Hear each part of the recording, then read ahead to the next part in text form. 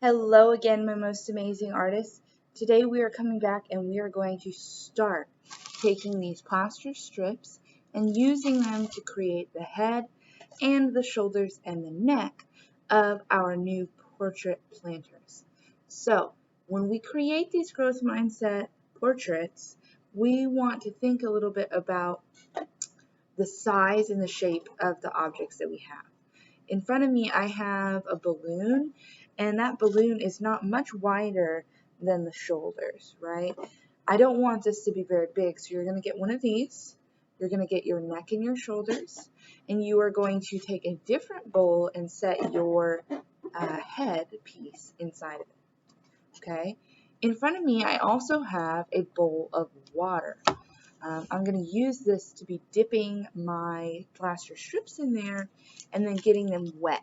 When they get wet, they become activated. So there's a chemical inside the plaster that actually allows it to harden when it dries. It changes. So right now it's very pliable, but once it's dry, it should be very sturdy, or at least more sturdy than this is, right? I'm going to start with my head today. What I'm going to do is I'm simply going to dip this plaster strip all the way into the water. I'm going to let it drip for just a second, and then I'm going to take it to the place on my balloon where I would like to apply it. Okay, I'm going to set this first one down right here. One thing that I really want you to notice is that I'm dipping my finger back in the water, and then I'm going to rub over this. I want you to look closely at this plaster strip and notice all the windows and gaps that it has.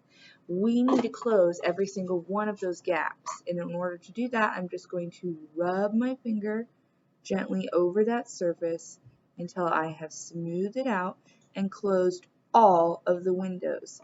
This is good craftsmanship. We're trying to take some of that extra plaster and flow it in between those spaces to where it is a solid strip that doesn't have holes. Otherwise, our portraits would leak. It's also going to make it really hard to paint if you don't do that. So I'm going to take another strip, and when I apply this one, I don't want it to be overlapping this one directly. I do want it to be touching on the edges though, so I'm going to overlap maybe like, maybe 1/8 of an inch. Okay, not very wide at all. I'm going to pull it down. If you make a mistake with this, you can readjust, but if you pull too hard, you could ruin the mesh, and then that piece would have to get tossed out, and that would be no good. So again, I'm smoothing this out, and if you think there's enough water, you can go for it. If not, get some more on your finger and spread it out. I'm going to work my way around the balloon, and when I do something other than this, all the way around, I will stop and explain what I'm doing.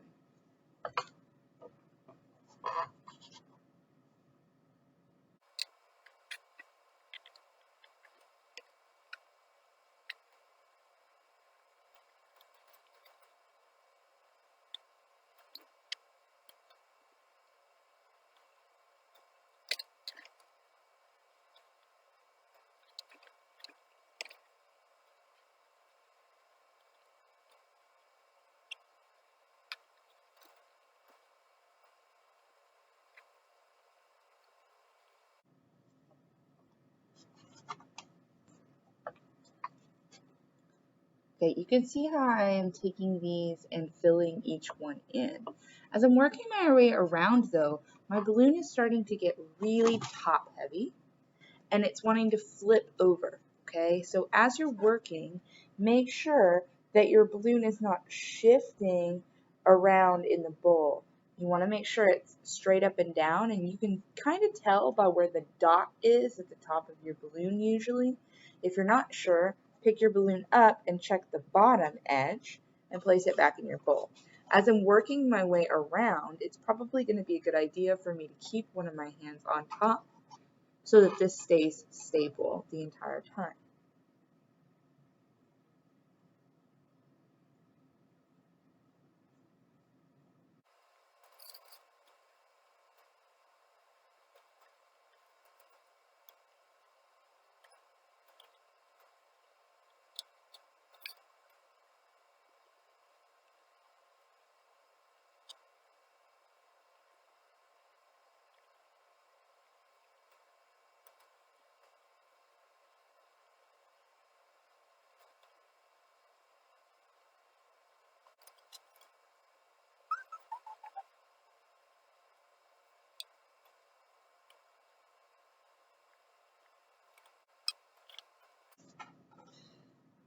Okay, as we look at this, you're going to see that all of those holes or windows are smoothed out. If I see any areas that are not, before I move on to this next step, I'm going to smooth them out completely, because once they start to harden, you cannot fill those spaces in anymore.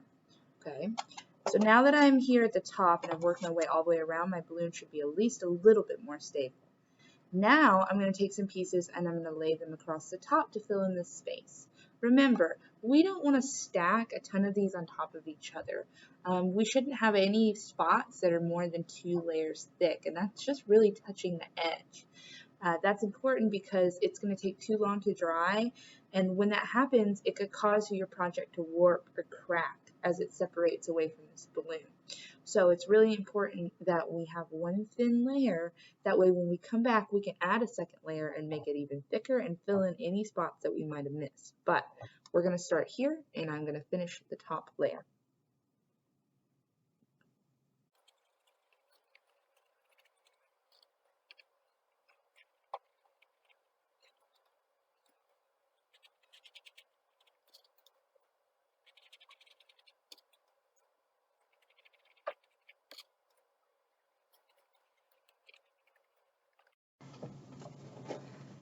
So after you see that every spot has been filled in, now I have this layer on the top. I want to check and make sure everything is smoothed out, because I do see some areas where I might have some windows that are trying to open up on me. Then I'm going to set this aside to dry. And when you do, you want to make sure that you are even pretty much all the way around. You should be able to see almost a straight line. At least half the balloon should be covered. If it's more, that's okay, but don't come way down here, because that can cause issues as well when we go to remove the balloon, okay? And besides, all that would be wasted anyway. We're going to trim it. So I'm going to set that aside, and I'm going to show you how we then create the head. Okay, remember that your neck and shoulders should have your name and class code on the inside of your bowl, whoever that may be. Okay, and then I'm going to get a few more pieces out here. As I'm working, I want to remember that I don't want water to get on any of these until they are being applied to the surface, because remember, once it's activated, I can't undo that chemical process. So with this first strip, I do the same thing. I dip it in the water. I'm going to let it drip. I'm going to start at the neck and work my way down. Here, I'm going to kind of set part of this on the inside, enough to where it's going to come down the neck and just barely touch the shoulders. You can see that here, and you can see how much is on the inside. When I do this, though, I'm going to stick my finger into that opening and smooth it down, okay? I'm not working up and down, because that's going to cause too much friction. It's going to cause it to pull out of there. We want it to be as straight as possible.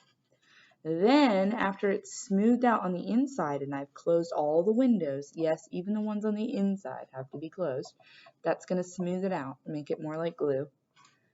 I'm going to smooth out the ones on the surface of this tube, and then if you're really careful, you can do this without prying it up, but it takes a little practice. You'll get into the motion of it.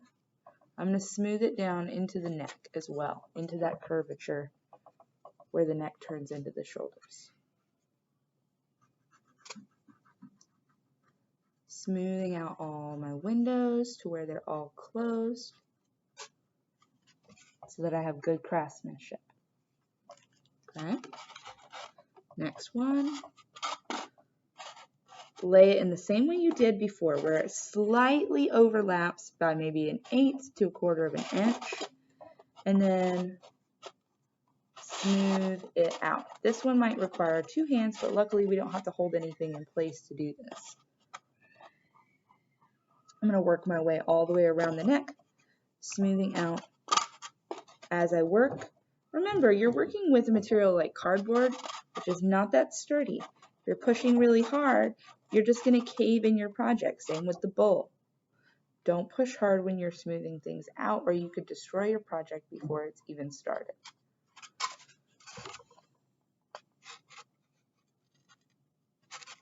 Notice the inside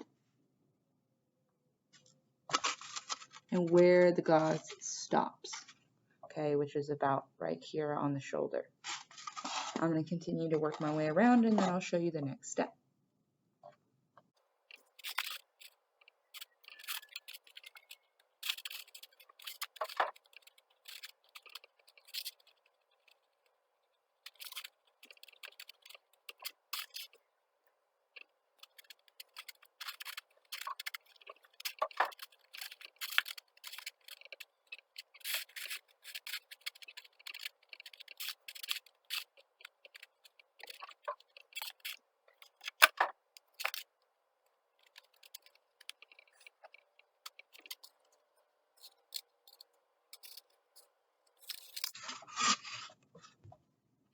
So I worked my way all the way around, double checking that all my windows are closed. And you can see where the gauze stops. Now I'm going to add gauze from this section where the neck connects, or at least the top of the shoulders, down over and just under this lip.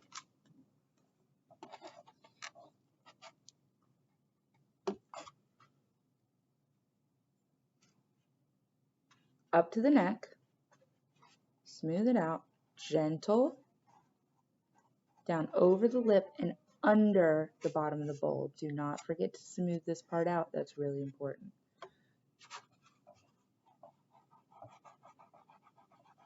You will notice as you're working on rounded surfaces like the balloon or this neck and shoulders that you are going to have to stretch these pieces. You're going to notice where it is narrower at the top, it's going to overlap more, and where it's wider at the bottom, it's going to overlap less. Here's what I mean. When I apply this to the surface, you're going to see it's overlapping more at this top section right here. There's more overlap on this other piece that I just put on than there is at the bottom, which is just barely overlapping. And then I flip it under the edge. Smooth your work out as you're working. I'm going to continue all the way around, and then I'm going to be done for the day. If you don't get finished on this first day, that is okay. We are going to continue to work on this for several weeks, so wherever we end today, we'll just pick back up when we come back to class next week.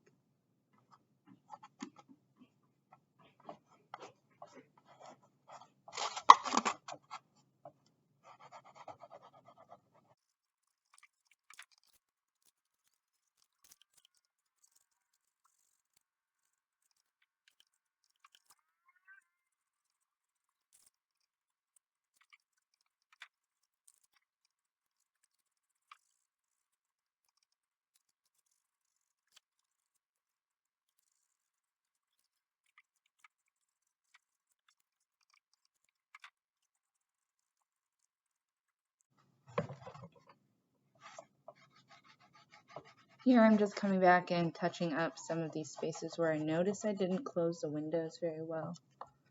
Probably because I was working away from myself and working a little fast. So I'm just coming back and checking. There are some spots that are already drying though, so be careful you don't wait till the very end to do that. Now, you can see where those edges are folded underneath my bowl. If I'm missing just a couple spots, that's okay if they're really, really small.